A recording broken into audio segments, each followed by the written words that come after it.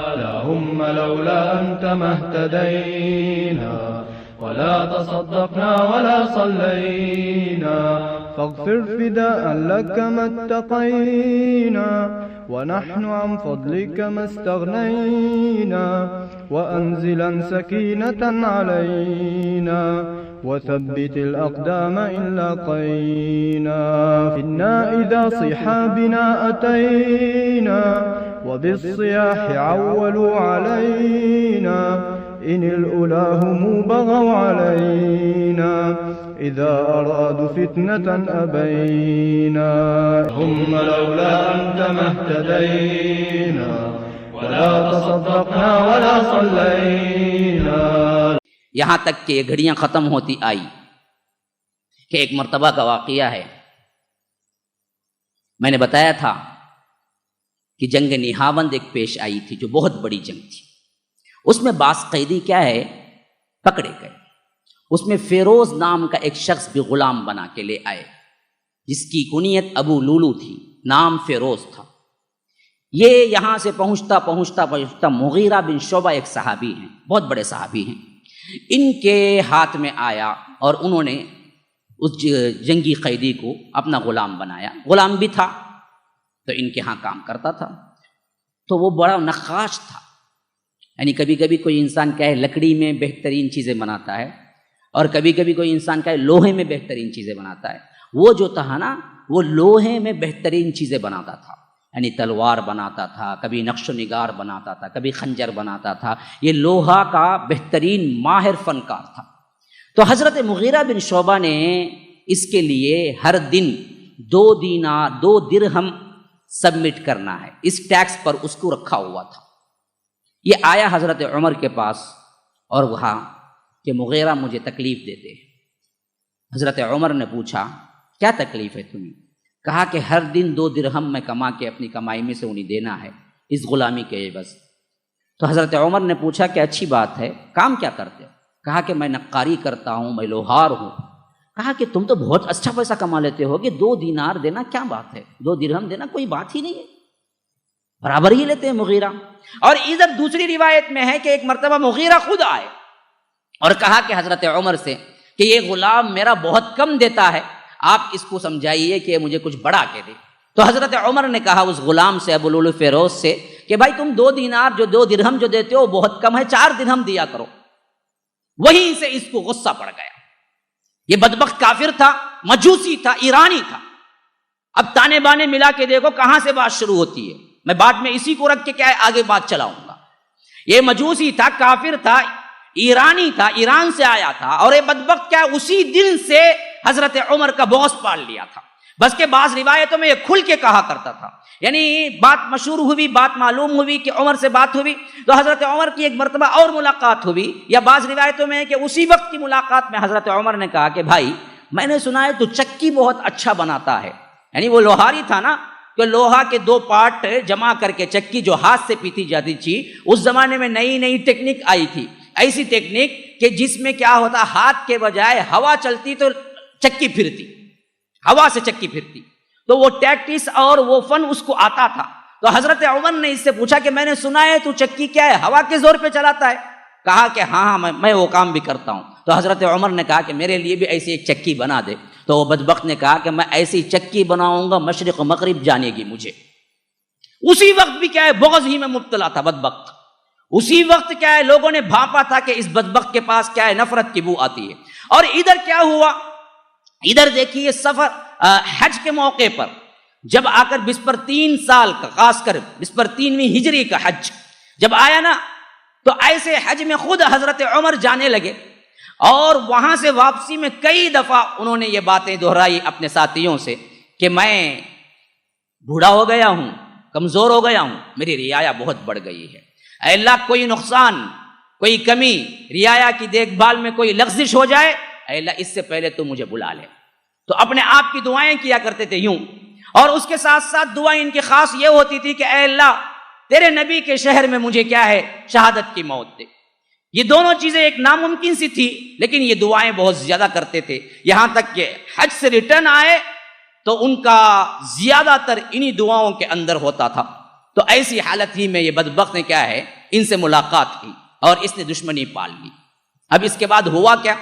اب دیکھیے حضرت عمر ابن الخطاب عمومی طور پر سب سے زیادہ صبح سویرے اٹھنے والے تھے، سب سے زیادہ. اور ان کا عام معمول یہ تھا کہ جب اٹھ کے وہاں سے لے کر مسجد نبوی تک پہنچتے کہ راستے میں جتنے گھر ہوتے یا جتنے بھی لیٹنے والے سونے والے ہوتے ان سے آوازیں دیتے ہوئے چلے جاتے کہ بھائی آ جاؤ آ جاؤ، نماز کا وقت بھی ہو رہا ہے اور تم اٹھو تیاری کرو. یہ بہت پہلے ہوتا تھا اذان سے بھی. تو عمومی طور پر صبح کے نماز میں بڑی لمبی قرات کرتے، کیونکہ آج کا سسٹم نہیں تھا کہ امام کوئی عمارت پہ بیٹھا کوئی، ایسا سسٹم نہیں تھا خلافت راشدہ میں، بلکہ آگے آنے والے خلافتوں میں بھی سسٹم یہی تھا کہ جو خلیفہ ہوتا وہی نماز پڑھاتا اور وہ بہترین قاری بھی ہوتا، بہترین عالم بھی ہوتا.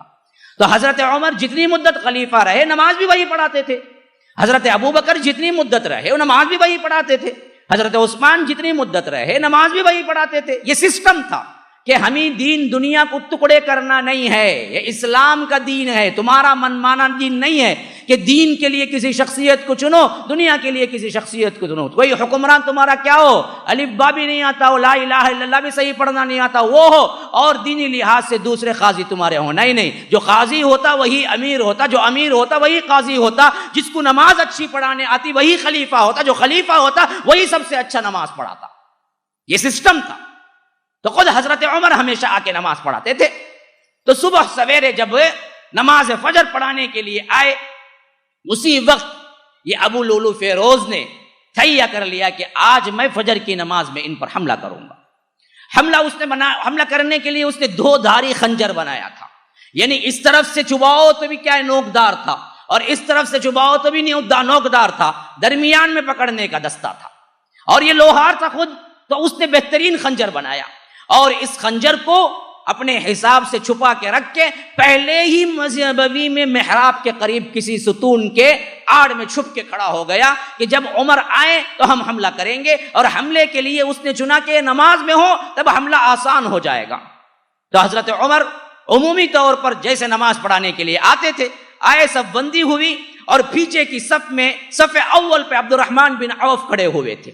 عمومی طور پر یہی ہوتا تھا، یہی ہمارے لیے بھی آرڈر ہے کہ تم اپنے عقلا اور ذہین اور بڑے معمر لوگوں کو پہلی صف میں کھڑا کرو. اللہ کے رسول عمومی طور پر یہی کہتے تھے کہ پہلی صف ان کا حق ہے جو بڑے بھی ہوں، فتین بھی ہوں، ذہین بھی ہوں، علم والے بھی ہوں، وہ میرے پیچھے پڑے. پھر اس کے بعد وہ جیسے جیسے علم کم ہوتا اسی طرح. تو صف اول میں ہمیشہ کیا ہے عشرۃ المبشرہ کے لوگ ہوتے یا تو بڑے بڑے صحابہ ہوتے. تو عین امام کے پیچھے جو شخصیت تھی وہ عبد الرحمن بن عوف کی شخصیت تھی، اور ادھر انہوں نے رکعت باندھی اور تلاوت شروع کی. فاتحہ کے بعد ابھی قرات آگے بھی نہ بڑھی تھی، بدبخت نے نکلا وہاں سے ستون میں چھپا ہوا اور پے در پے 13 وار کی. بعض روایتوں میں ہے کہ 6 وار کیے، یعنی یہاں نہیں لگا وہاں لگایا. یعنی پاگل پن اس کے اوپر سوار تھا. تو اس نے کیا نہیں کیا، ایک وار چھوٹا کم زخم لگا سمجھا تو دوسرا کر دیا، دوسرا کیا تو تیسرا کیا، تیسرا تو چوتھا، ایسے 6 واروں کے اندر ایک وار اتنا کاری کیا کہ وہ یوں لگایا تو سینے سے پیٹ تک پھٹتا چلا گیا. اور اس وقت حضرت عمر تڑپ کے گر پڑے.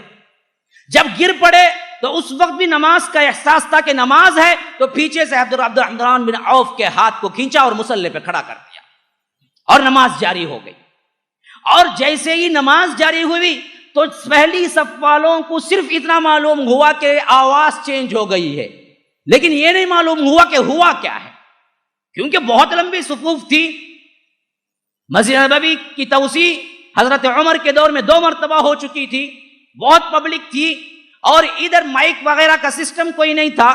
تو صرف ان کو اتنا سمجھ آیا کہ اچانک عمر پڑھتے پڑھتے عبد الرحمن کیوں پڑھنے لگے، اتنا ہی سمجھ میں آیا، کوئی بات دوسری سمجھ نہیں آئی. اور یہاں سے ابو لولو فیروز اب کیا کہ بھاگنے کی کوشش میں جب صفوں کو چیرا تو تب لوگوں کو احساس ہوا کہ یہ قاتل ہے. تو جب بہت سے لوگوں نے اس پہ حملہ کیا تو جو حملہ کیا ان پر حملہ کیا. یہ اس اکیلے بدبخت نے 13 افراد کو زخمی کیا، جس میں سے 6 اسی وقت شہادت پائے. جس دن حضرت عمر کو حملہ ہوا اسی دن شہادت پائے 6 افراد نے. آخر کار عبد الرحمن بن عوف، ایک روایت میں ہے کہ دوسرے صحابہ جو پیچھے سے تھے کسی نے چادر ڈال کے اس کو پکڑنا چاہا، تو جب وہ قید ہوا تو اس نے خود خودکشی کر لی، اپنے خنجر کو اپنے اوپر مار لیا تاکہ سزا سے بچ سکے. اور مر گیا. اور یہاں نماز کی پہلی رکعت سے لے کر دوسری رکعت کے سلام پھیرنے تک حضرت عمر تڑپتے پڑے رہے. صحابہ کو معلوم تھا نماز پہلے تھی، نماز پہلے تھی. سوچو ہماری حالت کو، میں کوئی بات نہیں کہتا ہوں مقابلے میں، صرف سوچو. عمر جیسی شخصیت تڑپ رہی ہے اور جانکنی کی حالت میں ہے، لیکن عبد الرحمن بن عوف کو مصلی پہ کھڑا کیا، حتیٰ کہ عمر بے ہوش ہو گئے، لیکن عبد الرحمن بن عوف مکمل نماز پڑھائے ہیں. نماز پہلے تھی، عمر کی جانکنی کو بھی نہیں دیکھا گیا. جماعت پہلے تھی، نماز پہلے تھی، پڑھتے رہے. یہاں تک کہ نماز ختم ہوئی تو حال معلوم ہوا اور بے ہوشی کی حالت میں حضرت عمر کو اٹھایا گیا، گھر لایا گیا، طبیب کو بلایا گیا. اس نے منہ سے دودھ کے چند قطرے ڈالے تو زخم کے ذریعے باہر یہاں سے نکل گیا. یعنی یہ اس بات کی علامت تھی کہ اب بچنے کی کوئی بڑی راہ نظر نہیں آتی، کیونکہ پورا حصہ کٹ چکا ہے، پیٹ تک غذا اندر ہی نہیں جا رہی. ایسی حالت میں کچھ ہوش آیا. ہوش آتے ہی سب سے پہلے 2 سوال کی. سب سے پہلے نماز مکمل کی گئی اور میری حالت کیا تھی نماز میں کون سی رکعت میں تھا. اور دوسرا سوال انہوں نے کیا کہ مجھ پہ حملہ کون. ایک مجوسی کافر ابو لولو فیروز کہا کہ اے اللہ تیرا بہت بڑا رحم ہے، مجھے کسی نے جو اسلام قبول کیا ہو یا کلمہ گو ہو یا کبھی تیرے آگے سجدہ کیا ہو، اس نے مجھے قتل نہیں کیا. یا اللہ تیرا بہت بڑا شکر ہے. پہلا لفظ. یہ کیا انسان تھے، یہ کیا لوگ تھے جن کی زندگیاں پڑھتی ہیں تو کبھی کبھی یہ دنیا ہی سے نفرت شروع ہو جاتی ہے کہ یہ کہاں ہے، ہم کہاں ہیں. وہ آخر ہمیں جنت کا کوئی کونا بھی ملے گا یا نہیں ملے گا. ہمارے گناہوں کو، ہماری سیاہ کاریوں کو ہم دیکھتے ہیں تو ایسا محسوس ہوتا ہے کہ ان لوگوں کے مقابلے میں تو ہم کچھ بھی نہیں کیے. خواہ ہم سجدے میں سر رکھ کے گزار دیں پوری زندگی، کچھ بھی نہیں کیے تو پتہ نہیں ہمیں صرف کیا ہے جنت کا کوئی کونا ہی مل جائے، ورنہ تو ہم جہنم ہی کے مستحق نظر آتے ہیں. کس پہ تر رہا ہے؟ کون سی عبادتیں ہیں ہمارے پاس، کون سی نیکی ہے، کون سا ایمان ہے، اس کے اوپر بڑی بڑی باتیں. حضرت عمر نے کہا کہ اللہ تیرا بہت بڑا شکر ہے، کسی کلمہ گو نے، کسی نے جو زندگی میں کبھی تیرے لیے سجدہ کیا ہو، اس نے مجھے نہیں مارا. پھر اس کے بعد کہا میں سمجھتا ہوں میری مدت بہت کم ہے. تو لوگوں نے کہا امیر المومنین، جیسے حضرت ابو بکر نے آپ کے لیے خلیفہ چن لیا تھا، آپ بھی ہمارے لیے کسی ایک کو منتخب کر دیں تاکہ آگے معاملہ حل ہو جائے. تو حضرت عمر نے کہا ابو بکر کو عمر مل گیا تھا، عمر کو عمر کہاں ملے. ابو بکر کو تو عمر مل گئے تھے، انہوں نے سیدھے شخصیت پہ کیا ہے انگلی رکھ دی کہ عمر بنے گا میرے بعد. لیکن حضرت عمر کیا کریں کہ اپنے لحاظ سے کسی ایک پہ ہاتھ رکھنے کے لیے جی نہیں چاہ رہا تھا کون اس کا مستحق ہوگا.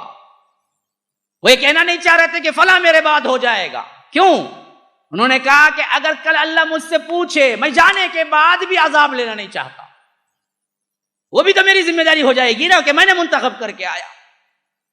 ابو بکر کے پاس تو عمر تھے، انہوں نے منتخب کر لیا. لوگوں نے پوچھا اللہ کو کیا جواب دو گے؟ تو حضرت ابو بکر نے کہا کہ میں کہوں گا کہ تیری امت کا سب سے بہترین شخص کو کیا ہے میں خلیفہ بنا کے آیا ہوں. لیکن عمر نے کہا کہ اگر میں کسی کو خلیفہ بنا کے چلوں تو کل قیامت کے دن اس کا کوئی کام اس نے غلط کیا تو وہ بھی میرے حصے میں آئے گا. میں یہ بوجھ اٹھانا نہیں چاہتا. پہلے ہی 10 سال خلافت کر کر کے ڈر رہا ہوں کہ کہیں اللہ کسی میں نہ پکڑ. تو انہوں نے کہا کہ کیا کیا جائے. تو اس وقت انہوں نے ایک تیسرا انتخاب کا راستہ چھوڑا. اب یہ تیسرا کنڈیشن ہے سلطنت اسلامیہ، خلافت اسلامیہ میں. پہلا کنڈیشن کیا تھا؟ اللہ کے رسول نے کوئی نام نہیں لیا، لیکن جس کی طرف رجحان تھا اس کی طرف کیا ہے بہت سے اشارے چھوڑ دیے تھے. تو صدیق اکبر کی خلافت ہو گئی. صدیق اکبر نے دوسرا راستہ اختیار کیا کہ ڈائریکٹ اپنے نائب کو انتخاب کر لیا. حضرت ابو بکر صدیق نے ان دونوں راستوں کو چھوڑا، تیسرا راستہ اختیار کیا. وہ کیا کیا؟ انہوں نے کہا کہ عشرۃ المبشرہ پورے 10 صحابہ ہیں جن کو اللہ کے رسول نے اس دنیا میں جنت کی پرٹیکولر نام لے کے بشارت دی تھی. سب صحابہ جنتی ہیں عموم میں، رضی اللہ عنہم ورضوا عنہ، سب صحابہ جنتی ہیں. ادنا سے ادنا صحابی بھی کوئی 1 گھنٹہ بھی آخری زندگی میں ملاقات کی ہو اللہ کے رسول سے اور گزر گیا ہو تو ہمارا ایمان ہے کہ وہ جنتی ہے، وہ جنتی ہے. ہمارا ایمان یہاں تک ہے کہ کوئی صحابی حالت حدود میں بھی کیا ہے شہید ہوا ہو، مرا ہو، وہ بھی جنتی ہے. جیسا کہ ماعز اسلمی ہے، جیسا کہ غامدیہ کی وہ عورت ہے جو زنا کے پاداش میں کیا ہے پتھر مار مار کے ہلاک کیا گیا، وہ بھی جنتی ہے. جو سزا کے عوض بھی کیا ہے شہید ہوئی ہو وہ بھی جنتی ہے. تو ہمارا تو یہ بھی ایمان ہے، تو اس میں کوئی شک نہیں. لیکن اللہ کے رسول نے نام لے کے 10 صحابہ کو ایک ہی وقت میں کہا تھا جو کہ عشرۃ المبشرہ کہلاتے ہیں، کہ ابو بکر فی الجنہ، عمر فی الجنہ، عثمان فی الجنہ، ایسے. تو انہوں نے کہا کہ اب ان میں جو باقی ہیں وہ شورا کمیٹی بنے گی، ان میں سے کوئی انتخاب ہوگا. اب سمجھیے اس میں 10 نام یاد رکھیں، 10 نام ہمیں کیا ہے یاد رکھیں، کم از کم اتنے صحابہ کے نام یاد ہونا چاہیے، محبت کی نشانی ہونی چاہیے. تو سب سے پہلے ان 10 میں آسان طریقہ بتلاتا ہوں، دیکھیے یاد رکھنے کا. 4 خلفاء اس میں شامل ہیں، 4 خلفاء اس میں شامل ہیں. تو آپ کو صرف 6 نام ہی یاد رکھنے پڑیں گے. حضرت ابو بکر، حضرت عمر، حضرت عثمان، حضرت علی عشرۃ المبشرہ میں آ گئے. اب باقی کتنے بچے 10 میں؟ 6 بچے. تو ایک ایک ساتھ 2 نام یاد رکھ لیجئے جن کی جوڑی بنتی ہے. طلحہ زبیر 2 ہو گئے. پورا نام ان کا کیا ہے؟ طلحہ بن عبید اللہ، اور دوسرے کا نام کیا ہے؟ زبیر بن العوام، حواریِ رسول ہیں. یہ بہت بڑے ممتاز صحابہ ہیں. ان کی زندگیاں میں نے کیا ہے سیرت صحابہ میں بھی بیان کی ہیں، کبھی آپ دیکھ بھی سکتے ہیں یوٹیوب وغیرہ میں. تو ان دونوں کے نام چھوٹے چھوٹے ہیں، باپ کے نام کو نکال دیں گے تو یاد رکھنے میں آسانی ہو جائے گی. تو آپ یاد رکھ لیں گے طلحہ زبیر 2 نام ہو گئے. پھر آپ کو فاتح ایران جو ہے ان کا نام یاد رکھ لینا ہے، سعد ابن ابی وقاص، ابو عبیدہ ابن الجراح. یہ 2 نام یاد رکھ لینا ہے جنہوں نے فاتح ایران میں بڑی کردار ادا کی. ایک تو فاتح مدائن ہے اور دوسرے پورے جہاد کے امیر رہے. حضرت خالد ابن الولید کے معزول کے بعد حضرت ابو عبیدہ تھے. امین هذه الامہ، اس امت کے امین جو ہیں وہ تھے. تو یہ 2 وہ 2 وہ 4 کتنے ہو گئے؟ کتنے ہو گئے؟ 8 ہو گئے. اب ایک نام وہ ہے ذرا کیا ہے بار بار نہیں آتا، جن کا نام ہے سعید ابن زید. یہ سعید ابن زید وہی ہیں جو حضرت فاطمہ کے شوہر اور حضرت عمر کے بہنوئی ہیں. ابھی جو میں نے واقعہ بیان کیا اسلام قبول کرنے کا، اس میں جو نام آیا تھا نا وہ بھی عشرۃ المبشرہ کے اندر ہیں، سعید ابن زید. اور ایک مالدار صحابی کا نام یاد رکھ لیں. سب سے زیادہ مالدار ترین صحابی کون؟ عبد الرحمن بن عوف. تو ہو گئے 10. بڑا آسان طریقہ ہے، بڑا آسان طریقہ ہے، اشاروں سے پہچان لے. 4 خلفاء، طلحہ زبیر، سعد ابن ابی وقاص ابو عبیدہ، سعید ابن زید، عبد الرحمن بن عوف. ہو گئے 10. یاد رکھنے میں بھی آسانی. تو اب حضرت عمر کو جب نیزہ مارا گیا اس وقت تھے کون کون وہ بھی یاد رکھ لو. ابو بکر وفات پا چکے تھے، خود عمر کی وہ حالت تھی اب، تو انہی کے خلاف ان کے بعد ہی کیا ہے خلیفہ چننا تھا. تو یہ دونوں نکل گئے تو باقی کتنے رہے؟ 8 رہے. 8 میں ہم پڑھ چکے ہیں ابو عبیدہ ابن الجراح طاعون امواس میں شہید ہو چکے ہیں. پڑھے نہیں پڑھے؟ پڑھے نا. کیا جی سوچ کو منجی ہلاتے ہی. ہاں پڑھ چکے ہیں ہم. تو باقی کتنے بچے؟ 7. اب 7 میں حضرت عمر نے احتیاط کے پہلو میں یہ کہہ دیا کہ ایک وہ میرا کیا ہوتا ہے بہن بھی ہوتا ہے. کون؟ سعید ابن زید. کہیں آگے چل کے کوئی یہ نہ کہے کہ انہوں نے رشتہ دار کو چن لیا، اس وجہ سے کہہ دیا کہ سعید ابن زید اندر نہیں آ سکتے. ہمیں کیا کرتے پہلے بنتے ہی اسے لاؤ اسے لاؤ، انہیں چھوٹا بھائی اس کے بعد صلاحیت ہے کہ نہیں کی. ایک چھوٹی آفس بھی رکھ لو نا، پہلے کیا آتی رشتہ داری. اسی وجہ سے ہمارے آدھے بزنس ٹھپ ہو جاتے. صلاحیت نہیں دیکھتا بندہ، میری اتنا جی آفس ہے، اسے لا کو رکھو اسے لا کو رکھو. دوسرے کو وہ درما دے تو اچھا آدمی آنگا. وہ نہیں دیکھتا انہیں. انہیں آتا نا پورا دبا لے تو بعد میں کیا السلام علیکم بول کو جاتا رہتا اس کے بعد. اور اپنا اچھے کسی کو برا بولیں گے وہ بھی بول نہیں سکتا, باہر جا کو تمہارے آدمی کو اتنا جو رکھے بولیں گے. تو اسی سے ہزار بزنس غارت ہوتے ہیں ہمارے. میں نے اس پر ایک آرٹیکل پڑھا ہے, کبھی وقت ملا تو میں کیا اشارہ کروں گا. ہمارے بزنس کے زیادہ تر نہ چلنے کی وجوہات میں سے ایک بہت بڑی وجہ کیا ہے, جب ہم کوئی کمپنی یا کوئی بڑے پیمانے پہ کوئی کیا ہے تجارتی چیز کھولتے ہیں تو ہمارا مسئلہ یہ ہوتا ہے کہ ہم صلاحیت دیکھ کے لوگوں کو نہیں لیتے, پہلے اپنے کو گھسانے میں لگے ہوئے ہوتے ہیں. تو اس معاملے میں حضرت ابوبکر صدیق نے بھی یہی کام کیا کہ میرا رشتہ دار کوئی نہ آیا, حالانکہ ان کے بیٹے عبد الرحمن تھے, بہت بڑے پوزیشن پہ تھے, پھر بھی انہوں نے کیا نہیں کیا, ابوبکر کو حضرت عمر کو چنا. حضرت ابوبکر تو ان سے 2 ہاتھ آگے تھے. انہیں نے بعض لوگوں نے اس وقت مشورہ کیا کہ آپ کے بیٹے میں کیا خامی ہے عبداللہ ابن عمر میں, بہترین جوان ہے, اپنا تن من دھن لٹایا, ہر ایک جنگ میں شریک رہے, ذہین و فطین ہیں, حدیث کے کیا ہیں راوی ہیں, ہر چیز میں انہوں نے کیا ہے مکمل طور پر ہیں, آپ کے بیٹے میں خامی کیا ہے, آخر آپ بیٹے ہی کو بنا دیں. کہا کہ میرے بیٹے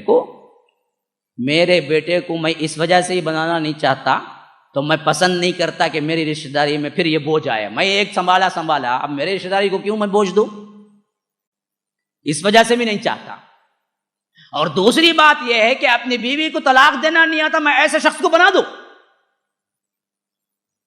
ایک مرتبہ کا واقعہ ہے, وہ بعد میں بیان کروں گا. تو انہوں نے کبھی نہیں سوچا کہ عمارت اپنے گھر میں آئے, وہ تو نفرت کرتے تھے. تو اب دیکھا کہ عشرۃ المبشرہ میں جو باقی ہے ان کی شورا کمیٹی بنا کے منتخب کر لو.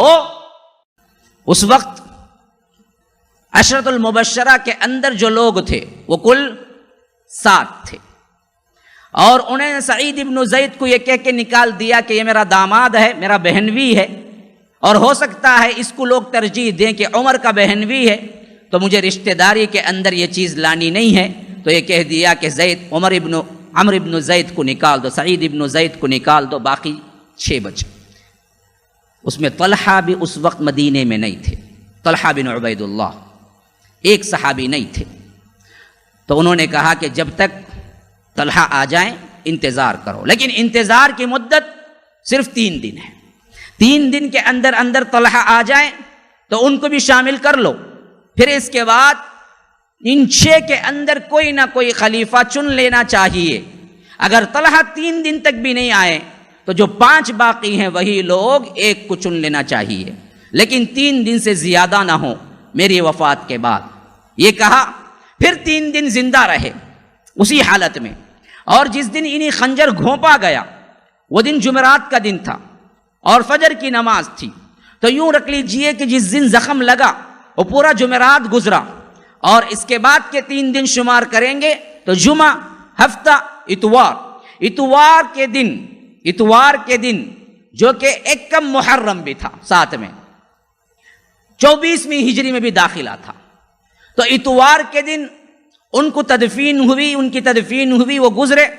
اور پھر اس میں 3 دن کا وقفہ تھا خلیفے کو چننے کے لیے.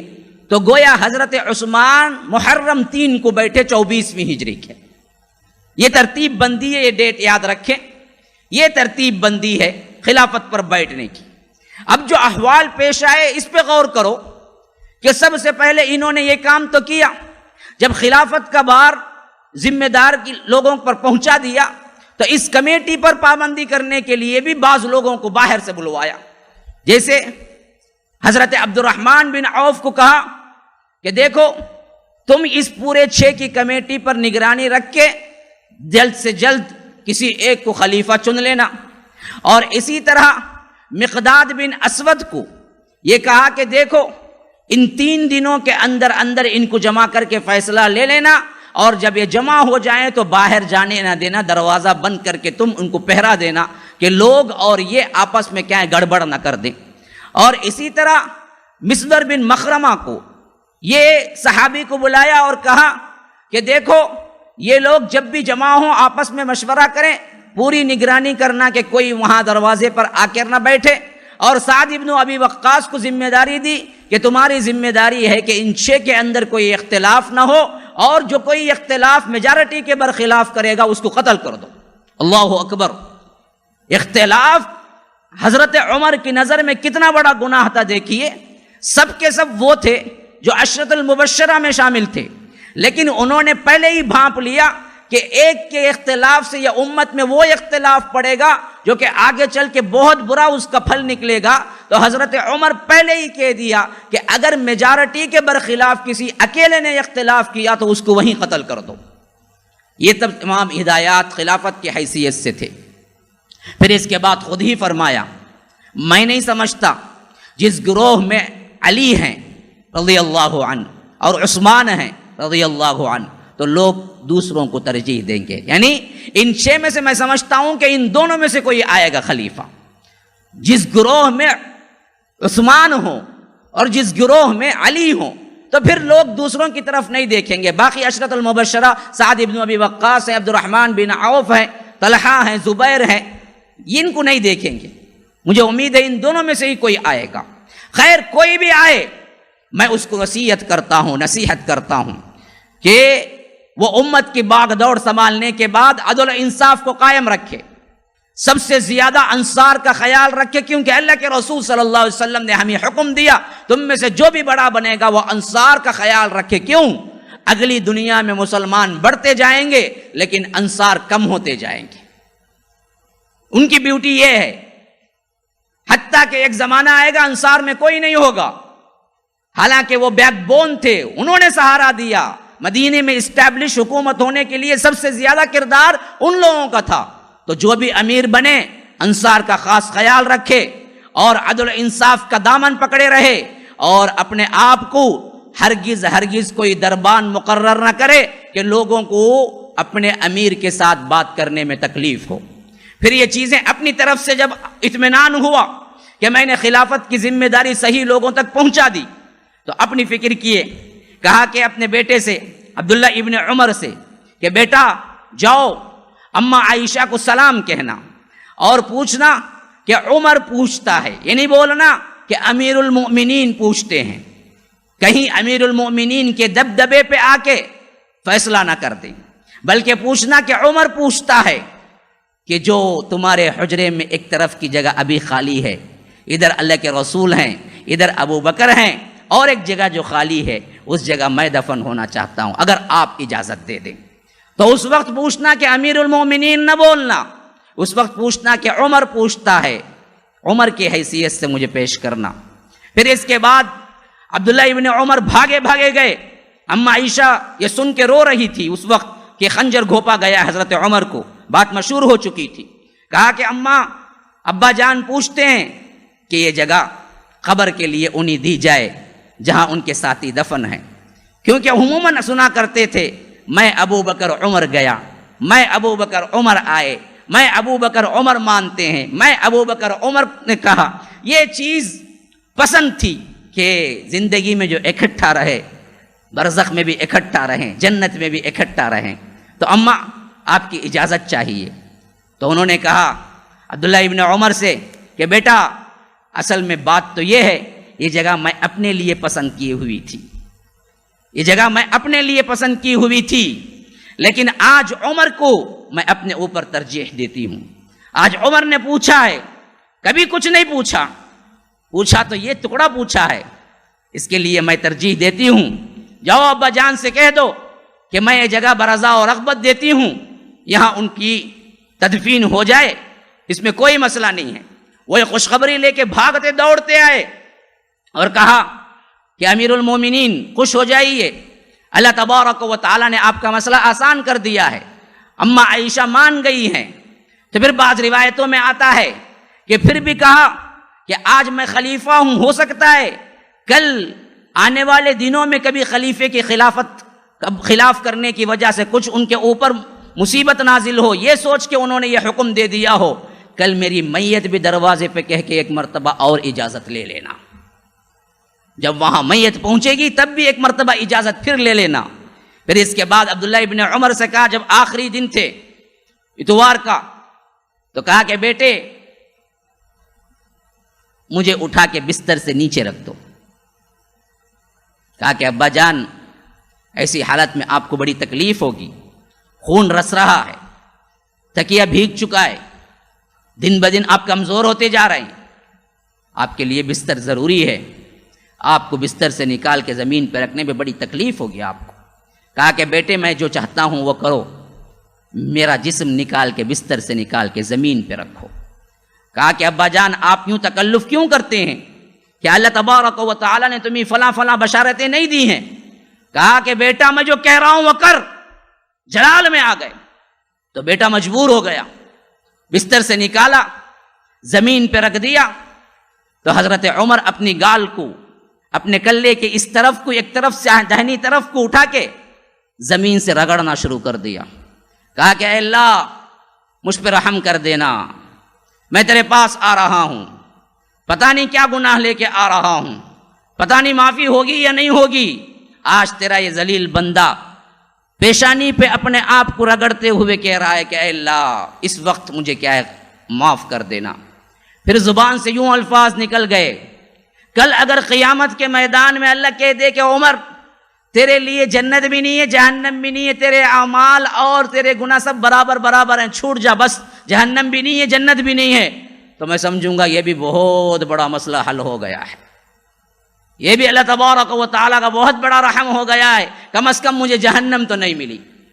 یہ کون کہہ رہا ہے؟ ذرا دیکھیے اللہ کا ڈر دیکھیے، اللہ تبارک و تعالیٰ کے سامنے کھڑے ہونے کا پوزیشن دیکھیے، اللہ رب العالمین کے سامنے اپنے اعمال کو حقیر سمجھنے کا پوزیشن دیکھیے. آج ہم چند نمازیں پڑھ لیں، چند صدقات کر لیں، چند کام کر لیں تو یوں سمجھتے ہیں کہ گویا ہم جنت کے حقدار بن گئے ہیں. یہاں عمر جیسی شخصیت پکار کے کہہ رہی ہے پورے مسلمانوں کو کبھی اپنے اعمال پہ نہیں اترانا، کبھی اپنے آپ پہ گھمنڈ نہ کرنا، سمجھو کہ تم اگر بلا معاوضہ چھوٹ جاؤ بس یہ بھی اللہ کا بہت بڑا کرم ہے. تو عمر کہہ رہے تھے اس وقت اللہ کل کے دن مجھے کہہ دے کہ عمر تو جو لے آیا ہے اس کے عوض نہ تجھے جنت ہے نہ جہنم ہے، تو میں سمجھوں گا کہ یہ بھی میرے لیے بہت بڑی آسانی مل گئی ہے، ورنہ تو اللہ کے کرم کے علاوہ میں جنت کو کیسے جا سکتا ہوں. یہ الفاظ تھے اس وقت جب کہ پوری امت متفق تھی کہ یہ افضل الانبیاء بالتصدیق، پورے انبیاء کے بعد حضرت ابو بکر صدیق ہیں، پھر اس کے بعد عمر ہیں، اول نمبر پہ حضرت صدیق ہیں، دوم پہ حضرت عمر ہیں. لیکن یہاں حال یہ ہے کہ رو رہا ہے اور اپنے زمین پہ کیا ہے رگڑ رہے ہیں اور اللہ کے پاس دعائیں کر رہے ہیں، اللہ مغفرت کر دے مجھے، اے اللہ تو ہی مغفرت کرنے والا ہے. پھر اس کے بعد انہوں نے پوچھا مجھ پہ کتنا قرض ہے؟ کہا کہ اتنا. جو مکان میں وہ رہ رہے تھے نا، بتایا جاتا ہے کہ آج کا جو باب السلام ہے، آپ مدینہ جائیں، آپ کو جو ہے روضہ دیکھنے کے لیے، قبر مبارک دیکھنے کے لیے جس دروازے سے داخل ہونا پڑے گا وہاں باب السلام لکھا ہوا ہوگا. یہ باب السلام کے دروازے کے بالکل پچھواڑے میں ان کا گھر تھا. وہاں پر آج بہت توسیع ہو گئی مسجد نبوی کی، اس وجہ سے کیا ہے آج کی جو کچھ بھی مسجد نبوی ہے سمجھتا ہوں کہ اس زمانے کے پورا مدینہ تھا، یہ پورا مدینہ تھا. تو یہ اصل میں گلیاں ہوا کرتی تھی. تو یہاں پر حضرت عمر کا مکان تھا جو بالکل باب السلام کے پاس پچھواڑے میں تھا، جو کہ ان کا ذاتی مکان تھا. تو حضرت عمر نے کہا کہ جتنا قرضہ ہے میرا مکان بیچنا، میرے بعد قرضہ ادا کر دینا اور اس کے بعد ترکہ تقسیم کرنا، اس کے بعد ترکہ تقسیم کرنا. اللہ کے اس بندے کو کیا قرض جس کے انڈر میں پوری دنیا تھی، جس کے بیت المال میں مال غنیمت کی حیثیت سے سینکڑوں نہیں، ہزاروں نہیں، اس سے کروڑوں روپیے اور جائیداد ہیرے جواہرات پڑے ہوئے تھے، جو ایک ایک بندے کو خود نکال کے سالانہ ماہانہ ایک ایک چیز الگ الگ کیا ہے ہاتھ کھول کے بانٹ رہا تھا. اس کے لیے کون سی قرضداری پڑ گئی؟ نہ خود اچھا پہننے کے لیے تیار تھا، نہ اچھا کھاتا تھا. قناعت پسندی یوں تھی کہ کبھی کبھی کپڑے میں چمڑے کا پیوند لگا لیتے تھے، کپڑے میں کپڑے کا نہیں، کپڑے میں چمڑے کا پیوند لگا لیتے تھے. اور کھانے میں اتنا کم احتیاط تھی کہ پورے اہل و عیال پورے مل کے فرمائش کرتے تھے کہ ایک روٹی ہی اضافہ کر لیجئے. کہتے کہ عمر اس میں زندہ رہ سکتا ہے تو بس کافی ہے، میں مزہ کے لیے نہیں، زندہ رہنے کے لیے کھاتا ہوں. آخر ویسی کون سی چیز آ گئی جس میں قرضداری ہو گئی؟ مسلمانوں یہ سوچو ان لوگوں کو قرضداری اس وجہ سے ہو گئی کہ وہ حد سے زیادہ خیرات کرتے تھے، اپنا آپ کا بچا ہوا نہیں دیتے تھے، صرف اپنے کھا پی کے جو بچ گیا وہ دینا ہی سب سے اعلیٰ مقام ہے، سب سے اعلیٰ اولین مقام ولیوں کا کیا ہے؟ وَيَسْأَلُونَكَ مَاذَا يُنْفِقُونَ، لوگ آپ سے پوچھتے ہیں کیا خرچ کریں، قُلِ الْعَفْوَ، جو تمہارا بچت رہے سب خرچ کرو، کھاؤ پیو بچت جو ہے خرچ کر دو، جمانے کی نیت ہی نہ رکھو، جمانے کو اسلام ابھارتا ہی نہیں، بلکہ جمانے کو اللہ تبارک و تعالی بڑی کڑی نظروں کے ساتھ اور کڑے الفاظ کے ساتھ استعمال کیا ہے۔ وَيْلٌ لِكُلِّ هُمَزَةٍ لُمَزَةٍ الَّذِي جَمَعَ مَالًا وَعَدَّدَهُ، ویل ہے، خرابی ہے اس کے لیے جو لان تان کرتا ہے، طنز کرتا ہے، ہمز کرتا ہے، آنکھوں سے اشارہ کرتا ہے۔ وہ کون ہے؟ الذی جمع مالا وعددہ، جو مال جمع کرتا ہے گن گن کے رکھتا ہے، 99 ہیں 100 کب بناؤں گا، 1000 ہیں 2000 کب بناؤں گا، لاکھ ہیں 2 لاکھ کب بناؤں گا، مالا وعددہ یحسب ان مالہ اخلدہ، سوچتا ہے کہ یہ مال اس کے ساتھ ہمیشہ رہے گا، کلا ہرگز نہیں، لیمبذن فی الحطمہ، اس مال کو اٹھا کے اور اس کے ساتھ اس کو بھی اٹھا کے حطمہ میں پھینکا جائے گا۔ وما ادراک ما الحطمہ، تم کیا سمجھتے ہو حطمہ کیا ہے؟ نار اللہ الموقدہ، اللہ کی بھڑکائی ہوئی آگ ہے، التی تطلع علی الافئدہ، تمہارے دلوں تک جا کے لپٹ جائے گی۔ انہا علیہم موصدہ، اس کے اندر تمہیں لمبے لمبے ستونوں میں بند کر دیا جائے گا، فی عمد ممددہ، آگ کے لمبے لمبے ستونوں میں، آگ کے لمبے لمبے ستونوں میں مال گن گن کے رکھنا، مال کی حوث کرنا۔ تو اللہ نے مال جمع کرنے کی کبھی نہیں ابھارا، ہاں جمع کر لیا تو جائز کہا اسلام نے، لیکن اصل اللہ والوں کا طریقہ کیا رہا؟ فرمایا کہ جو بچے دے دو، قل العفو، کھاؤ پیو بچے دے دو۔ یہ اللہ والے اس سے بھی بڑے پوزیشن پہ تھے، جو بچے وہ تو دیتے ہی تھے، جو نہیں بچے وہ بھی قرض لے کے دیتے تھے، جو نہیں بچے وہ بھی قرض لے کے دیتے تھے، اس وجہ سے قرض دار ہو جاتے تھے۔ اللہ کے رسول صلی اللہ علیہ وسلم کی وفات ہوئی، اس دن چراغ جلانے کے لیے تیل نہیں تھا، اپنی زرہ جو جنگی کوٹ ہوتا ہے وہ ایک یہودی کے ہاں گروی رکھ کے اللہ کے رسول بھی قرض لیا ہوا تھا۔ اللہ کے رسول کو قرض کی کیا ضرورت پڑ گئی؟ کون سے عیش و آرام تھے دنیا کے جس کے لیے قرض دار ہو گئے؟ نہیں، یہ اللہ والوں کے وہ صفات ہیں جو بہت اعلیٰ ہیں، دیتے اتنا کہ جتنا ضرورت شریعت نے بھی نہیں کیا، جتنا اللہ تبارک و تعالیٰ نے بھی حکم نہیں دیا، اس سے زیادہ قرض لے کے خیرات کرتے تھے۔ اس وجہ سے اللہ کے رسول بھی وفات کے وقت گروی رکھی ہوئی تھی زرہ، گروی رکھی ہوئی تھی زرہ۔ ابو بکر کی وفات کے وقت بھی یہی حال تھا، پوچھا مجھ پہ کتنا قرض ہے، کتنا بیت المال سے میں لیا ہوں؟ کہا کہ اتنا لیے ہیں۔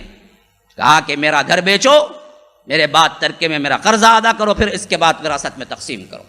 ابو بکر کو کیا ضرورت پڑ گئی تھی؟ نہیں، اپنے آپ سے زیادہ اللہ کی راہ میں خیرات کرتے تھے، اور یہ خیرات چھپ کے کرتے تھے، لوگوں کو پتہ نہیں ہوتا تھا کہ دینے والا کون ہے۔ جب گزرتے تھے، وفات ہوتی، تب معلوم ہوتا تھا اتنے گھرانوں کو جو پیسہ آ رہا تھا اتنے دن سے، وہ حضرت عمر کے جیب سے آ رہا تھا، حضرت عمر کے جیب سے آ رہا تھا۔ طلحہ بن عبید اللہ کہتے ہیں میں نے رات میں دیکھا ایک جھوپڑیا اور اس کے اندر ایک عورت رہتی تھی، وہاں سے حضرت عمر نکلے، یہ شک گزرا، امیر المومنین، رات کا موقع، ایک عورت کے گھر سے، اگر کیا ماجرا ہے؟ میں نے نوٹ کرنا شروع کیا، دیکھا کہ ایک دن، پھر دوسرے دن بھی یہی ہوا، تو میں نے تیسرے دن فیصلہ کیا کہ اندر جا کے دیکھ ہی لوں معاملہ کیا ہے، ماجرا کیا ہے۔ عجیب بات بھی دل کے اندر اٹھنے لگی۔ میں اندر گیا تو کیا دیکھتا ہوں کہ ایک بڑھیا ہے جو معذور ہے، اور اس کی بالکل گھر کی صفائی وغیرہ کلین رکھا ہوا ہے، اور اناج کھانے پینے کا ساتھ میں رکھا ہوا ہے۔ میں نے پوچھا کہ ابھی جو شخص آ کے گیا تھا وہ کیا کرنے اندر آتا ہے؟ کہا کہ اللہ اس کا بھلا کرے۔ اس کو پتا نہیں تھا کون آ رہا ہے، اس نے کہا کہ اللہ بھلا کرے۔ اس سے پہلے بھی ایک شخص آتا تھا اور وہ میری پورے گھر کی صفائی کرتا تھا اور پوچھتا تھا اماں جان آج کا سودا کیا ہے، پھر اس کے بعد جو میری ضرورت ہے وہ لا کے رکھ دیتا تھا۔ پھر اس کے بعد کچھ مدت ہوئی، وہ آنا چھوڑ دیا، تو دوسرا بندہ آنے لگا، پھر اس کے بعد وہی کام وہ بندہ کر رہا تھا، اور وہ بھی ہمارے پورے گھر کی صفائی کرتا ہے، اور اس کے بعد پوچھتا ہے اماں جان آپ کو ضرورت کیا ہے؟ جو ضرورت کی چیزیں ہوتی ہیں وہ لا کے رکھ کے مجھے چلا جاتا ہے، یہ ہر دن کا معاملہ ہے۔ میں نے کہا کہ ہائے میری ماں مجھے گم کرے، میں نے کس پہ اپنے آپ کو، اپنے خیالات کو برباد کیا تھا؟ یہ عمر ہے، اور اس سے پہلے آنے والا ابو بکر ہے۔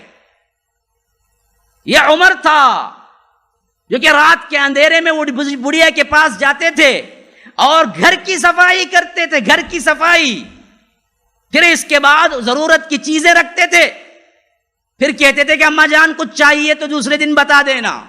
اور اس سے پہلے یہی چھپ چھپا کے ابو بکر کر رہے تھے۔ جب ابو بکر گزرے تو 2-3 دن کا وقفہ ہو گیا آنے میں حضرت عمر کو، پھر آنے لگے کہ ان کے بدلے میں آ رہا ہوں۔ چھپ چھپا کے پوری انسانیت بے خبر، اتنی بڑی سلطنت کی خلیفے نہیں معلوم، اپنی نیکیوں کو یوں چھپانے والے بندے تھے۔ حیف ہے ہم پر، آج کے ہمارے اعمال پر، کہ ہم کیا کر رہے ہیں، وہ کیا لوگ تھے جنہوں نے زندگی وقف کی بندگی کے لیے۔ ہم بھی کیا لوگ ہیں جو کہ بندگی وقف کی زندگی کے لیے، اس دنیا کے لیے ہم نے اللہ کی بندگی کو ٹھکرایا۔ یہ وہ لوگ تھے جنہوں نے اپنی بندگی کو اللہ تبارک و تعالیٰ کے لیے سب کچھ چھوڑ دیا۔ یہ وہ لوگ ہیں، ایک ایک لمحہ پڑھتا ہوں تو رونگٹے کھڑے ہو جاتے ہیں۔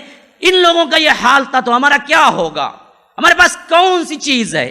نہ دنیا اچھی ہے، نہ دین اچھا ہے، نہ نمازیں اچھی ہیں، نہ زکوٰۃ اچھی ہے، نہ عمرہ اچھا ہے، نہ حج اچھا ہے، نہ معاملات اچھے ہیں، نہ خیرات اچھے ہیں۔ پھر کس بنیاد پہ ہم کہیں کہ ہم جنتی ہیں؟ پھر کس بنیاد پہ ہم لالچ کریں کہ اللہ تبارک و تعالی ہمیں جنت بھیج دے گا؟ یہ تو وہ اصحاب ہیں جنہوں نے سب کچھ پایا، صرف اتنا نہیں پایا بلکہ اللہ کے رسول صلی اللہ علیہ وسلم کی زبان مبارک سے بار بار پایا کہ تم جنتی ہو، تم جنتی ہو، تمہارے محل کو دیکھا ہوں، تمہارے حور کو دیکھا ہوں، تمہارے فلاں محل کو میں نے دیکھا، تمہاری آواز کو جنت میں سنا۔ پھر بھی ان کا زہد، ان کا ورع، ان کا تقوی اتنا اونچا تھا کہ کہہ رہا تھا اس وقت بھی عمر عمر آج تیری مملکت ہلاک ہو رہی ہے، اب رب العالمین ہے، اس سے فیصلہ ہوگا۔ برابری میں چھوٹ جاؤں تو بھی بس ہے مجھے، برابری میں چھوٹ جاؤں تو بھی بس ہے مجھے۔